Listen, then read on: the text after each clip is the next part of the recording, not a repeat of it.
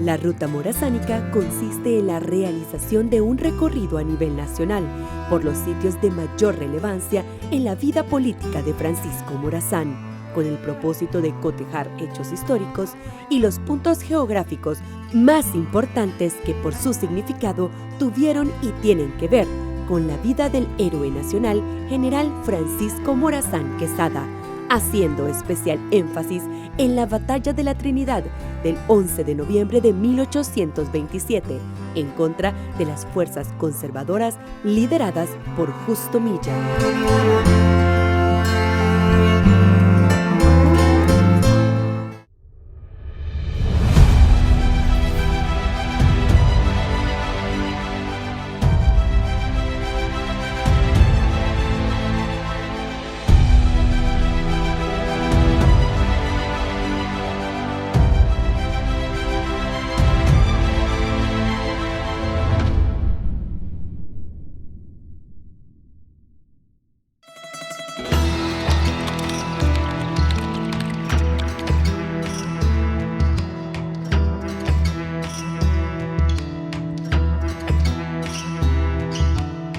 Para conocer mejor la historia de un país, la historia de un personaje, y en este caso, pues Francisco Morazán, que tiene una historia muy completa, desde su nacimiento, el 3 de octubre de 1792, lo mejor es a nivel de lo que son rutas. En cualquier país del mundo, las rutas nos ayudan a poder entender de forma sistemática cualquier hecho histórico.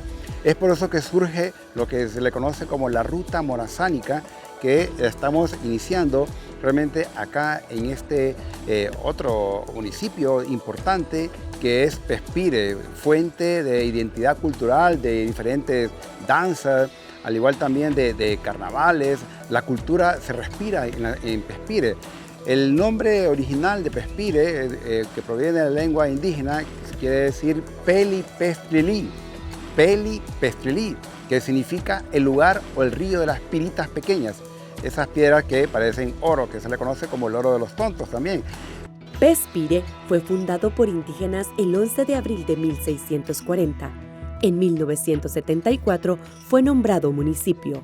Formó parte de Nacaome hasta 1879, que se anexó a Choluteca, recibiendo el título de municipio un 18 de febrero. El primer nombre con el que se le conoció fue San Francisco de Pespire. Pespire es muy importante porque cuando Morazán viene, vemos que en este recorrido, en esta ruta, él viene desde Nicaragua, con 135 hombres que él va trayendo toda esta, o va reclutando en el camino, cuando él crea el Ejército Aliado Protector de la Ley, que el objetivo es llegar a Guatemala. Pero en este recorrido, él encuentra apoyo en cada uno de estos sitios. Entonces pasa primero por Choluteca. En ese recorrido también recordemos que es apoyado por los indígenas de Texigua, Aluarén, de Reitoca. Realmente se le unen a las fuerzas de Morazán, este grupo que por cierto eran los encargados de la Guardia Personal de Morazán. Aquí en Pespire podemos encontrar también una iglesia que tiene 3 cúpulas. Es de las pocas que hay en la zona sur de Honduras.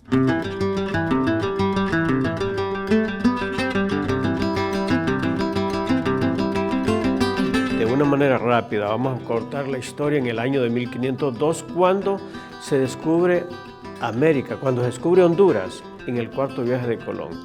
18 años después llega la conquista, en 1520. La conquista fue brutal en todo el continente y consecuentemente en Honduras comienza en 1524. Usted sabe que después de la conquista viene la colonización, que es la continuación del saqueo, el pillaje y el exterminio.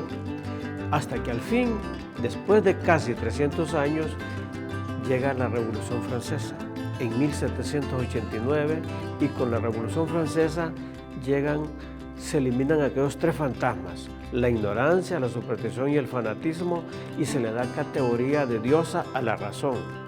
y aparece la famosa trilogía de la libertad, igualdad y fraternidad. En ese contexto nace Morazán 3 años después, un 3 de octubre de 1792. Todas estas rutas las conocía Francisco Morazán. Recordemos que el padre de Morazán era comerciante y Morazán conocía muchos atajos, muchos caminos, sobre todo de comercio, y eso es lo que llama la atención de Morazán, que estaba en un lugar y de repente aparecía en otro y no pasaba por donde lo estaban esperando. Y aparte de eso, él tenía vigías en el camino que le iban indicando quiénes lo estaban esperando, porque recordemos que en todo este camino, en toda esta ruta, quien lo viene a detener es Justo Milla, que había sido vicejefe de Estado, que lo mandan con una orden de Manuel José Arce. Entonces Morazán en esta ruta tiene sus precauciones con estos vigías. Entonces, si va de Nicaragua, León, Nicaragua, pasa a Choluteca, no es que solo va de pasada. En Choluteca pues, está prácticamente un mes preparándose con este ejército aliado protector de la ley. Y cuando llega a Pespire, realmente en aquel entonces, aquí en Pespire, era considerado en la época de la colonia un lugar donde había bastante ganado mular, es decir, mulas que servían para carga, y eran cargas importantes porque recordemos que en esa época llevaban cañones, llevaban pertrechos militares que servían de mucho. ¿Para qué? Que servían de mucho para estas batallas. Entonces es aquí en Pespire donde Morazán se provee de comida, hombres, caballos, mulas y también pues, municiones para continuar para llegar a lo que es más adelante a Sabana Grande. Entonces, los amigos liberales de Morazán lo apoyan en este camino para poder llegar a Sabana Grande y continuar con esa gran batalla de la Trinidad. Decir que todos estos lugares como León, como Choluteca y aquí en Pespire es apoyado Morazán con diferentes, vamos a decirlo así, productos que le sirven para poder continuar esta gesta para llegar con su objetivo final a Guatemala. En el año de 1827, Francisco Morazán venía con procedencia de Nicaragua, donde había organizado el Ejército Defensor de la Ley, por un lado, con el fin de liberar a Dionisio de Herrera, quien fue llevado a prisión en la ciudad de Guatemala, y por otro lado, de proteger la Federación Centroamericana del dictador Manuel José Arce, personaje de origen salvadoreño que, siendo liberal, con el apoyo de los conservadores, se convirtió en el primer presidente de la Federación Centroamericana en el año de 1824, asumiendo la presidencia de forma fraudulenta.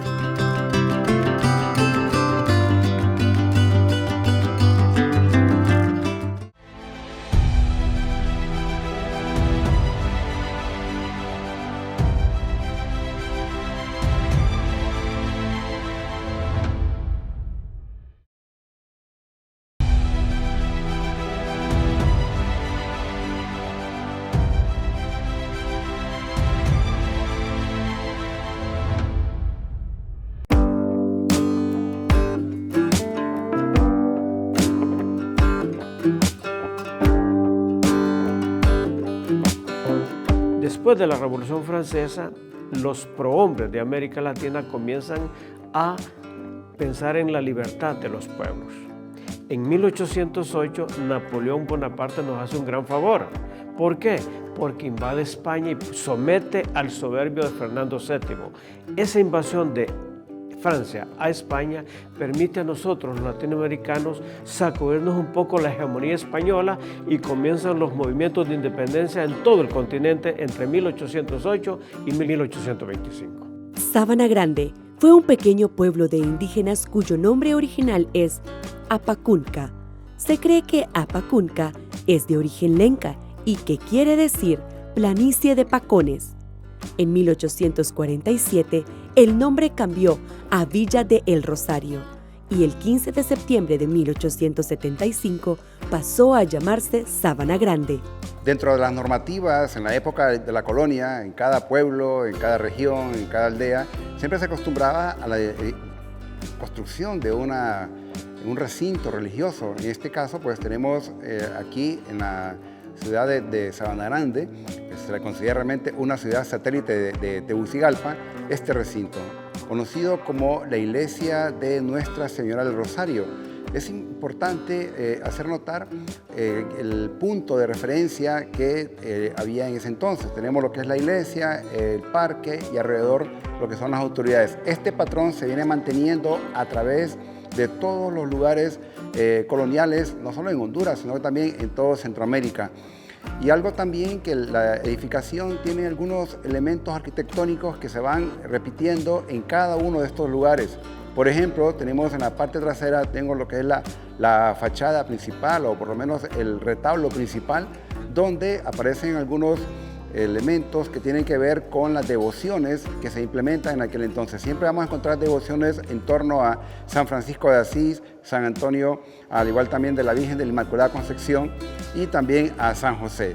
Por eso en todas las iglesias coloniales vamos a encontrar a estos santos, que son las devociones implementadas por los españoles cuando vienen de la parte sur de España.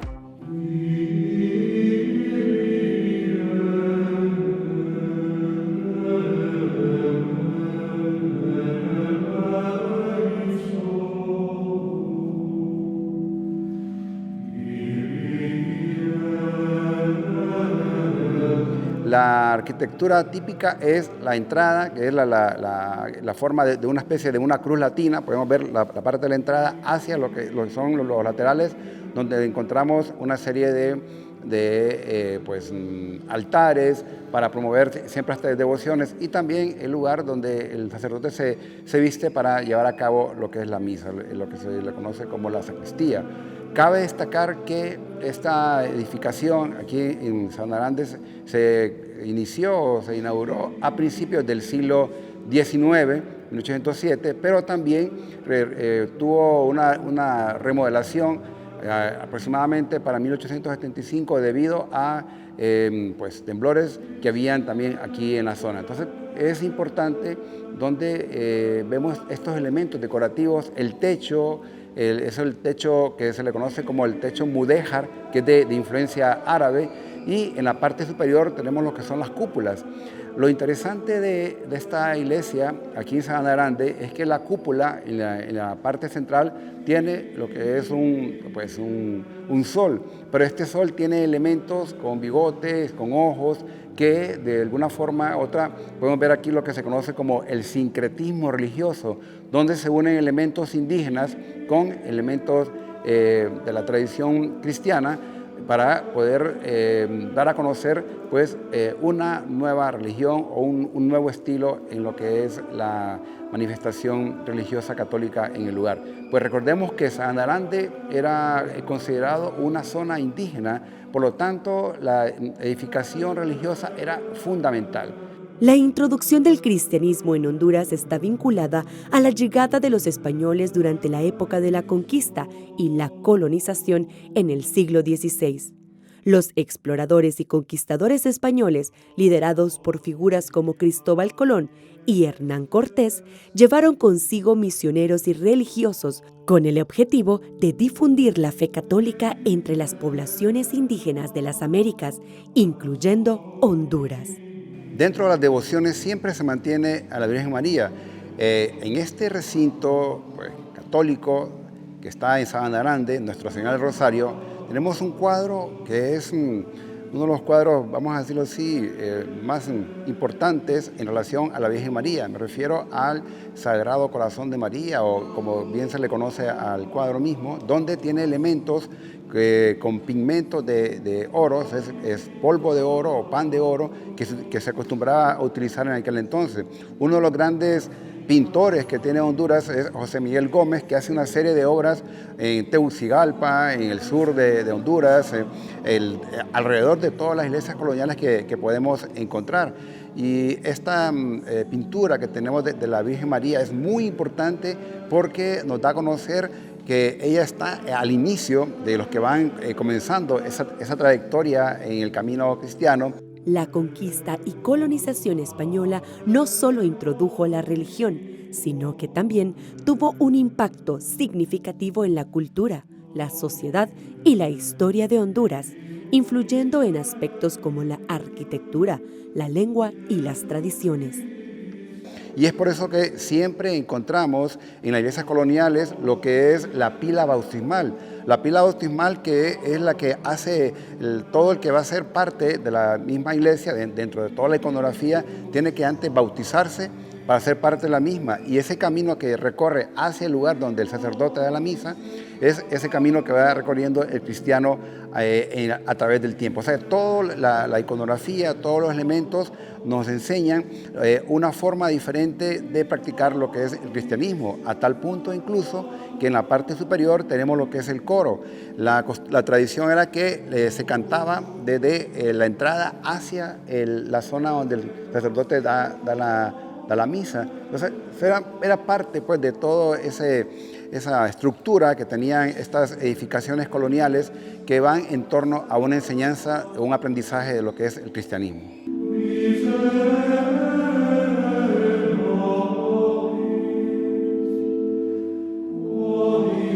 Aquí estamos en la fachada de la iglesia de Sabana Grande, Nuestra Señora del Rosario. Es muy importante ver los diseños, porque en toda la Honduras colonial vamos a ver el diseño o el estilo barroco que se va implementando en todo Honduras. Y esta iglesia no va a ser la excepción. Vemos lo que es la puerta o el arco de medio punto, la puerta de entrada, al igual también como las columnas, que son unas pilastras almohadilladas como una encima de la otra, que va creando como ese efecto de lo que es una especie de caída de agua o catarata. Es importante señalar que este proceso de evangelización también estuvo acompañado por tensiones y conflictos entre los europeos y las poblaciones indígenas, ya que la imposición de una nueva religión y cultura generó resistencia y cambios profundos en los pobladores. Las columnas son importantes porque son parte también de este estilo barroco y lo encontramos en la iglesia de Nuestra Señora del Rosario. Al igual también tiene dos laterales que son jardines o que antiguamente eran utilizados como cementerios. La iglesia realmente fue inaugurada en el año de 1809. La costumbre era que comenzaban a construir la iglesia, ya había la misa, pero había una inauguración que concordaba con el día de un santo. Vemos que va pasando también el mismo patrón en toda Honduras y hubo aquí un movimiento telúrico y para 1875, incluso aquí en 1877, hubo una restauración apoyada por la familia Rosa. Recordemos que el Sabana Grande era un centro minero, por lo tanto el movimiento de españoles fue muy importante y contribuyeron para la restauración de la iglesia Nuestra Señora del Rosario.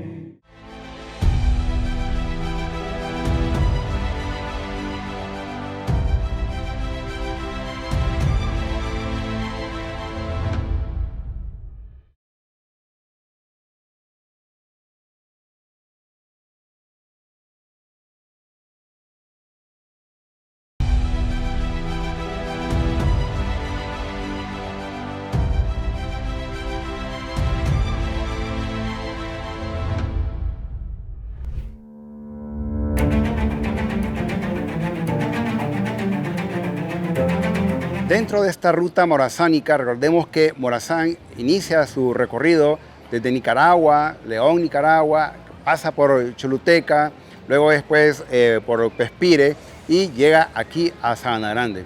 Como cada pueblo de Honduras tiene su historia, su nombre ha ido cambiando. Sabana Grande se le conocía antes como la zona de Apacunca, que significa algo así como la planicie de los apacuncos.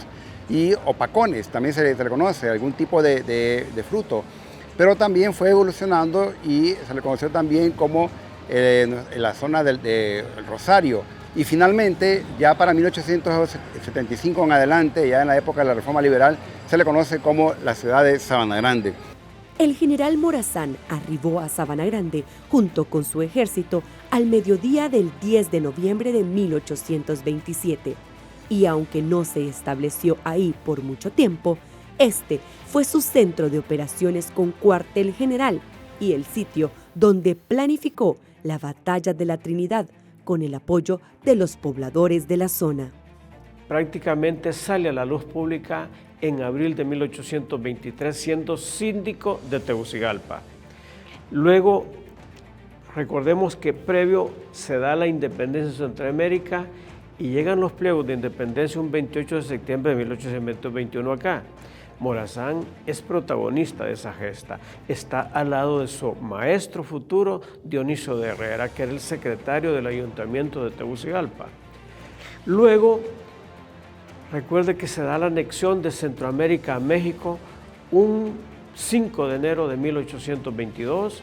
Estuvimos sometidos a México por 18 meses, hasta que se da la independencia absoluta de Centroamérica un 1 de julio de 1823. Consecuentemente, después de la independencia absoluta de Centroamérica, se forma la República Federal de Centroamérica. Ahí aparece el general Morazán, porque la República Federal se conforma con 5 estados. Los 5 estados centroamericanos actuales tenían un jefe de estado y un presidente federal. Es un centro minero, es un pueblo indígena, por lo tanto vamos a ver que el centro de Sabana Grande es básicamente el centro habitacional. Alrededor de la misma están todas las minas y cada una de estas minas, pues los que trabajaban en las minas en su mayoría eran indígenas. Cuando Morazán llega a Sabana Grande, él viene de Pespire, se instala acá, porque aquí está el centro o el comando militar que va a seguir su recorrido hacia Jojona, hacia lo que es Tegucigalpa, pero es aquí en Sabana Grande donde se gesta, donde se planifica la estrategia militar para esa gran batalla del 11 de noviembre de 1827, la batalla de la Trinidad, la que aparece en el billete de 5 lempiras. Sabana Grande es una ciudad satélite de Tegucigalpa, como lo hemos comentado, y en el parque central acá se encuentra una gran roca que servía para moler el mineral que explotaban para aquel entonces. Es también considerada fue considerada uno de los municipios más prósperos, honestos en la parte administrativa. Y aquí han surgido muchos líderes, es decir, es un municipio muy importante que está muy cerca de Tegucigalpa y que en algún momento Morazán deambuló por aquí preparando esa gran batalla de la Trinidad del 11 de noviembre de 1827.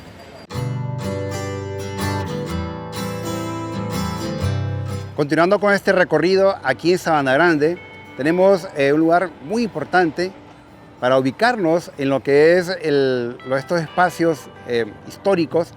Me refiero a el cuartel de mando donde Morazán, junto con Román Valladares, junto con Remigio Díaz, junto con el coronel Pacheco, planifican esa gran batalla de la Trinidad.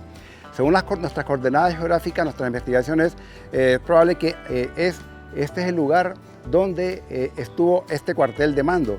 Y es un lugar emblemático en nuestra historia porque representa una de las grandes batallas o donde se planifica la estrategia de la batalla de la Trinidad del 11 de noviembre de 1827. ¿Cómo surge Morazán en la palestra política? Porque resulta, ¿verdad?, que Manuel José Arce había sido electo presidente de Centroamérica ilegalmente. Le hace un fraude espantoso al sabio José del Valle. Entonces Arce quiere prolongarse en el poder y comienza a quitar la gente que le estorba. Le da un golpe de estado a Guatemala, otro a El Salvador y después invade Honduras y se llevan preso a Dionisio Herrera. Morazán, que es el secretario general del Estado de Honduras, reacciona y entra en la escena pública creando las condiciones para liberar a Centroamérica de la dictadura de Manuel José Arce. La Trinidad, cerca de Sabana Grande. Aquí se llevó a cabo una de las batallas más importantes para el general Francisco Morazán, la Batalla de la Trinidad, el 11 de noviembre de 1827, la misma que aparece ilustrada en el billete de 5 lempiras de nuestra moneda nacional. Consecuentemente, después de que Arce quiere imponer la dictadura, aparece la figura fresca de Morazán, luchando por mantener la unión centroamericana. Decía él, ¿verdad?, que Centroamérica solo podía sobrevivir unida y que unida representaba una fuerza política como la cuarta potencia de América Latina. Hablaba él de que Centroamérica, con 5 estados fuertes, iba a tener grandes ciudades, grandes recursos económicos, recursos naturales y sobre todo un gran recurso humano. Pero débiles, decía que éramos muy vulnerables. Por eso luchó por la Unión Centroamericana. ¿Qué significa eso? Una vez que Arce divide Centroamérica, Morazán lucha por reunificarla. Es así como se da la famosa batalla de la Trinidad, luego las otras, hasta que entra triunfante Guatemala, recupera la Unión Centroamericana y devuelve la legitimidad a Centroamérica. Esa es la grandeza de Morazán, que él primero pensaba en Centroamérica y después en los intereses personales. Morazán venía de Nicaragua cuando llegó a Choluteca en el mes de octubre. En ese momento se le unieron soldados de Texihuat, San Miguelito, Alubarén, Curarén, Reitoca y de Tegucigalpa, logrando sumar en sus filas un total de 500 hombres, incluyendo algunos militares de nacionalidad española, colombiana y también el francés Nicolas Roux, de quien se dice luchó con las fuerzas de Napoleón Bonaparte.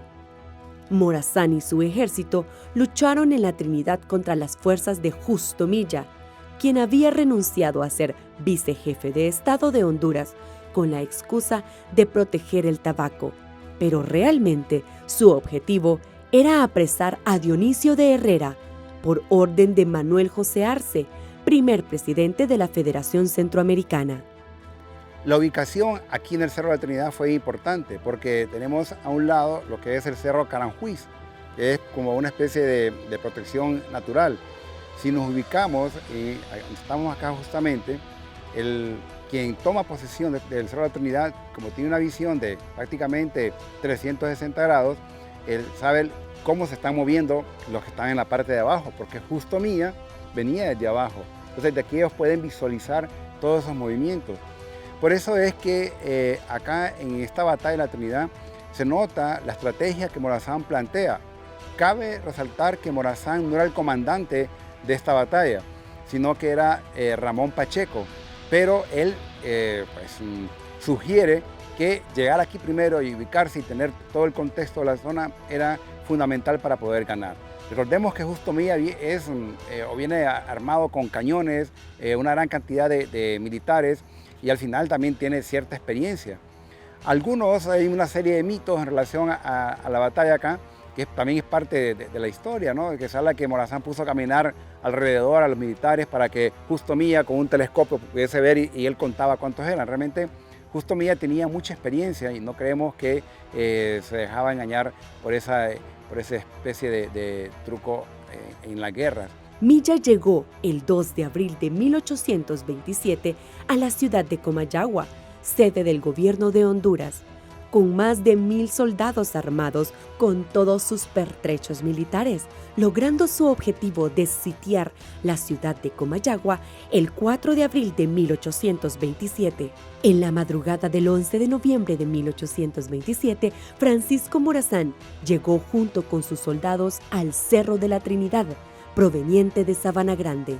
Él y sus hombres comenzaron a luchar con armas de cañón contra las fuerzas de Milla en un ataque de tridente. En principio estaba bajo el mando de Ramón Pacheco, coronel español que ataca por el centro, Francisco Morazán y Román Valladares por el lado izquierdo de las milicias de Milla, y Remigio Díaz cierran la retirada de las fuerzas enemigas, controlando a los enemigos a tal punto que huyeron, dejando atrás documentos, el tren de guerra con correspondencia de Justo Milla y dejaron abandonado el cañón. ¿Cómo fue la batalla? ¿Cómo la planificó Morazán? Eso es muy importante. Aquí se dio lo que se conoce como una batalla en tridente. Una batalla en tridente es un ataque frontal, un ataque por el flanco derecho y otro por el flanco izquierdo. Y quien iba en la parte frontal era Ramón Pacheco. quien acompañaba a Morazán iba por el flanco izquierdo, y también Román Valladares iba por el flanco derecho. ¿Qué iba a hacer él? Pues lo que iba a hacer era tratar un poco de detener ese movimiento de los que venían con Justo Milla. Es decir, para hacerlo más sencillo, es un ataque frontal por el flanco derecho, por el flanco izquierdo. Milla pensaba que Morazán venía por la parte frontal, pero realmente era Ramón Pacheco, que por cierto era de origen español. Y al final, pues lo que hacen es que acorralan a Justo Milla, y Milla lo que hace es que huye. Por eso tenemos un cerro acá que se llama el Cerro de Milla. Y cuando Milla huye, deja pertrechos militares, deja un carruaje con mapas, con cañones, que era prácticamente el tesoro en una guerra, ¿no? Era lo que él le servía para poderse ubicar. Y aparte de eso, huyen una buena cantidad de militares que venían con Milla.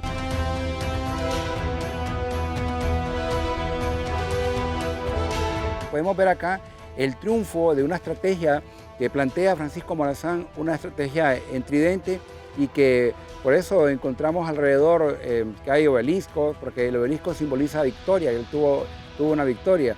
Y dentro de la escultura que tenemos de Morazán, que está con un sable, él está con un sable viendo hacia el lugar donde fue esta batalla de la Trinidad. Es importante hacer notar que es un lugar aquí, como repito, como dije al principio, obligatorio a conocer, pero también conocer un poco de su historia, como probablemente en otros lugares habría un centro de visitantes, habría guías, etcétera, pero necesitamos darle más fuerza, que se conozca mejor estos lugares, y así, mediante esta historia, hacemos conciencia y fomentamos nuestra identidad.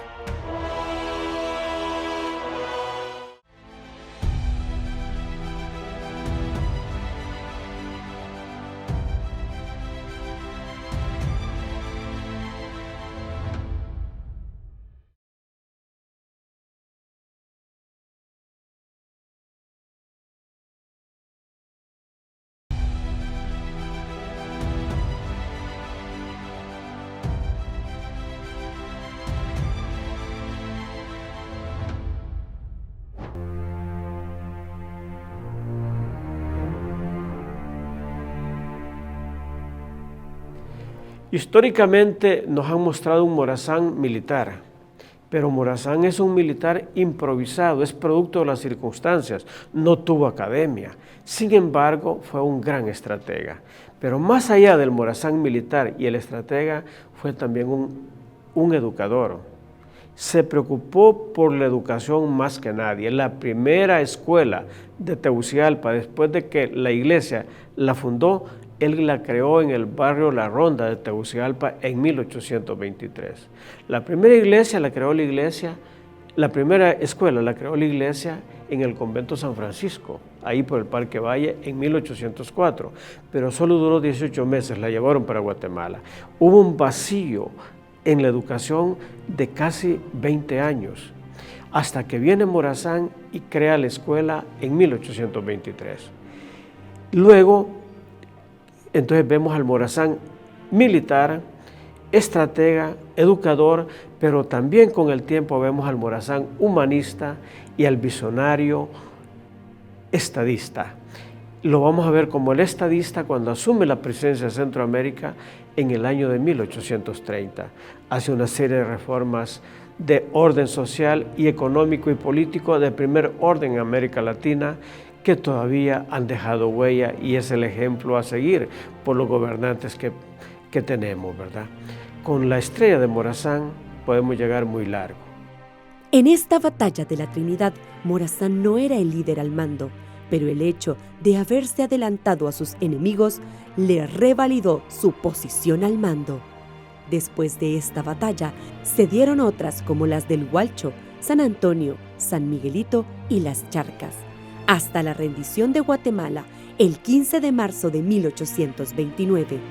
La batalla de la Trinidad no fue la primera que tuvo Morazán, sino la de la hacienda La Maradiaga en Comayagua, pero fue la batalla de la Trinidad la que lo impulsó para otras que vendrían en el futuro, reconociéndose realmente como un gran estratega y genio militar.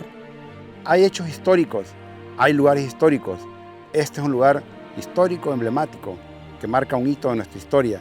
Personajes como Francisco Morazán, ese gran paladín de Centroamérica, personajes como Ramón Pacheco, personajes como Renán Valladares, personajes que de una u otra forma se impusieron en este lugar contra Justo Milla.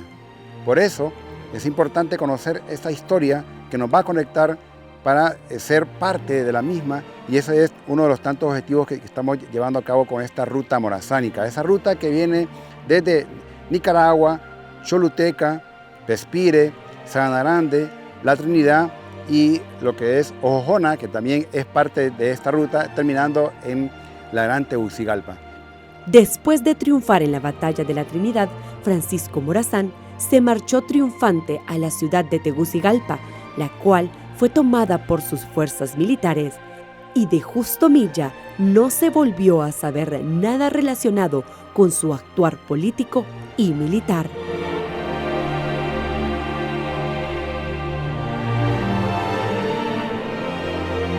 Continuando con nuestra ruta morazánica, estamos llegando a un poblado muy importante conocido como Ojojona, que históricamente era Soxone, que significa la ciudad o el lugar de las aguas verdosas. Porque recordemos que esta zona de acá también fue un centro minero. De hecho, Ojojona fue fundada antes que la misma Tegucigalpa.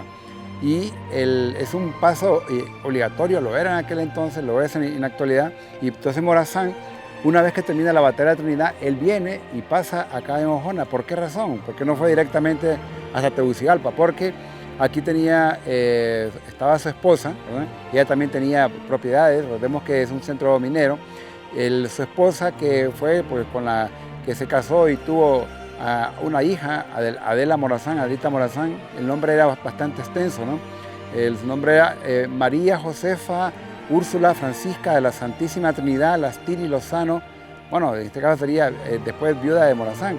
Esto nos dice pues de que vemos la extensión o vemos también cómo ellos se van dedicando al negocio de la minería, como lo fue también la familia de Morazán.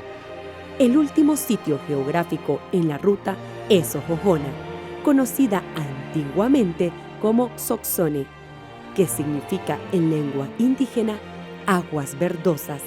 Está ubicada al sur de Tegucigalpa. Es un pueblo donde se encuentran atractivos de importancia histórica prehispánica, desde los primeros hondureños hasta 1502, e importancia republicana de 1821 en adelante. Entonces Morazán pasa por acá y luego después continúa su ruta hasta Tegucigalpa. Pero cabe destacar que el mismo año, 1827, en marzo de 1827, Morazán pasa por acá, le advierten que lo van a tomar preso, pero él trae un salvoconducto que se lo dio casualmente Justo Milla, el mismo con el que él luchó allá en la Trinidad. Pero cuando llega a Ojojona, no toma en cuenta este salvoconducta y finalmente lo meten preso. ¿Y lo llevan preso para dónde? Lo llevan preso para Tegucigalpa. Allá está preso 22 días, pero logra escapar en Tegucigalpa y luego después se va para El Salvador y después sigue su trayectoria a lo que es Nicaragua. Es decir que todo este corredor, toda esta ruta morazánica, Morazán va conociendo y incluso se va proveyendo de armas, de municiones, de comida, de militares, para continuar esa gesta que realmente era llegar a Guatemala 2 años después de la gran batalla, que fue en el año de 1829.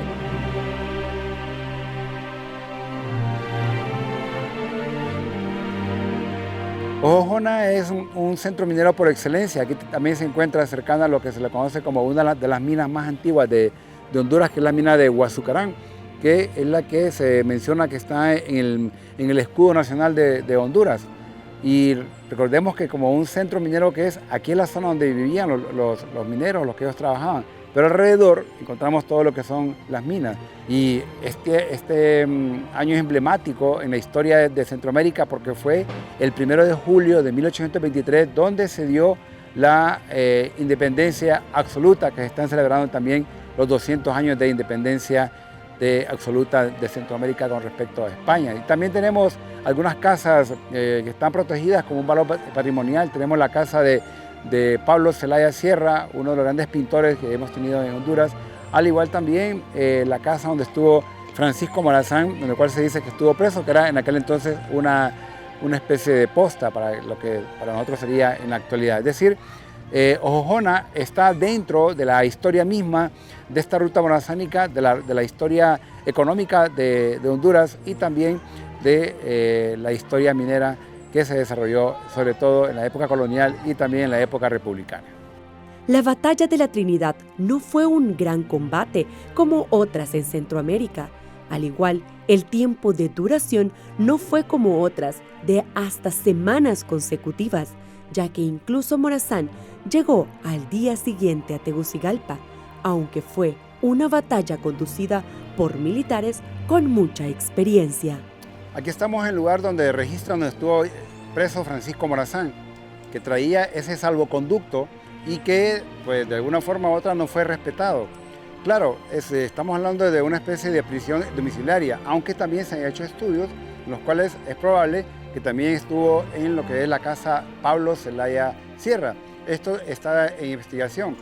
Ojojona tiene esa gran cantidad de aspectos culturales. Aquí se da el conocido huancasco, que es el Epaterique, viene a Ojojona y Ojojona va al Epaterique. Es un intercambio que se da, que es una tradición ya colonial entre los pueblos, donde trae prácticamente viene todo el pueblo y trae el santo patrón como un intercambio o evitar peleas entre cada uno de estos pueblos. En la actualidad se mantiene este huancasco. Entonces, todo el sitio nos cuenta esa historia tanto de la época prehispánica, la época colonial y también la época republicana.